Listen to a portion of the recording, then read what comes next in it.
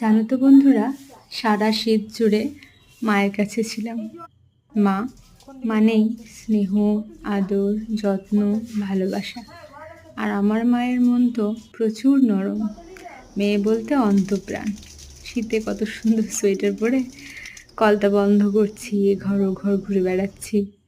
মাও কত সুন্দর স্নেহ ভরে আমার জন্য টুকটাক রান্না করছে। দিনগুলো বেশ ভালোই কাটছিল।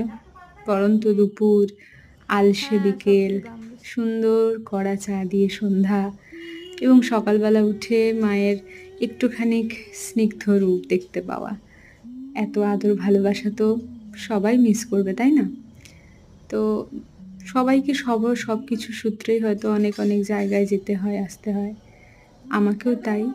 তবে হ্যাঁ, মায়ের জন্য মন কেমন করে সব সময়।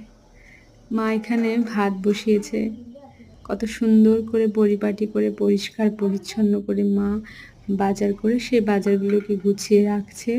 তার সঙ্গে এই যে সিদ্ধ দেবে ভাতে, সেই জন্য হয়তো একটুখানি আলু কুচিয়ে নিচ্ছে। এছাড়া টুকটাক মা তো করতেই থাকে কাজ, কখনোই বসে থাকে না। এই যে পাট করে মা বাইরের ব্যালকানিটাকে ঝাড় দিয়ে জল দিয়ে ভালো করে পরিষ্কার করেছে। ঘরে কিন্তু এক ফোঁটা নোংরা থাকার জো নেই, আর যদি নোংরা থাকে তাহলে মা কিন্তু তৎপর কাজের জন্য। এই যে আমার মা একটুখানি কাটাকাটি করছে, একটু কুমড়ো কাটছে বাজার থেকে সদ্য আনা। তো আমার কি মনে হলো, আমি বললাম যে মা, আমি সমস্তটাই রেকর্ড করে রাখি, তুমি একটু সুন্দর করে করো।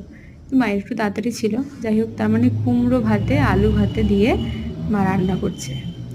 আর মায়ের হাতের ওই যে শাখা পলা আমার সবসময় একটা টান লাগে, এটা প্রিয় একটা অনুভব আনে।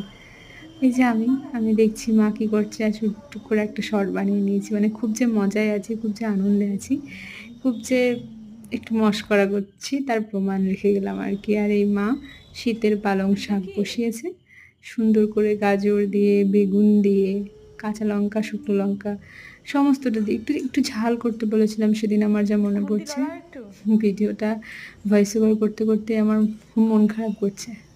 আর আমার মাঝখানে খুব খিদে পেয়ে গেছিলো, তো আমি কিছু গুড ডে বিস্কুটের ওপরে একটুখানি গুড়, মানে খেজুরের গুড় লাগিয়ে, নলেন গুড় যাকে বলে, সেটা লাগিয়ে আর কি আমেজ করে খাচ্ছিলাম। তো আমি একা খাবো, আমি কখনো মা থাকলে একা খাই না, কিছু একটা মাকে আমি দিই।